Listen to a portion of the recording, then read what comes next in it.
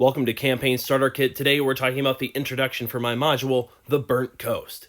As adventurers step off the boat and onto the docks, they walk into the town of Bayside. Being the typical entry point for the Burnt Coast, it has thriving markets, shops, and citizens. As you enter the small market off the dock, you notice small shops like Zoot's Super Snacks and Tinker's Trinkets.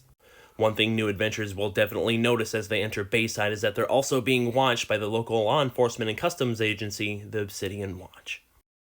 Adventurers looking to dive into adventure, two of the main places you can gather information for possible quests are the Curious Oasis Inn and the Far Moon Tavern.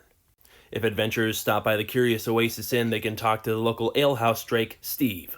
Steve is a small drake about the size of a house cat who loves to gossip about what he hears at local bars and taverns. And if you head over to the Far Moon Tavern, you can meet the local information broker from the Shattered Hand Syndicate. The local information broker is Thruck, a half-orc rogue who's been the information broker in Bayside for about 2 years. And for adventurers who are low on funds, they can often find work working for the Obsidian Watch. But as adventurers gather information in Bayside, they can learn pretty quick that citizens do not really like the Obsidian Watch.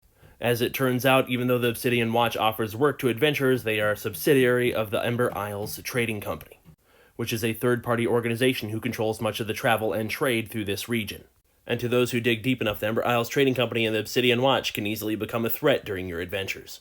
But even as adventurers begin to acclimate to local politics and the inner workings of the Burnt Coast, they'll soon realize that something is on the horizon, and that something may be looking to repeat a cataclysm of the past. And that will be all for the introductory chapter for the Burnt Coast. The next chapter will cover the first quests and paths you can take after you've entered Bayside.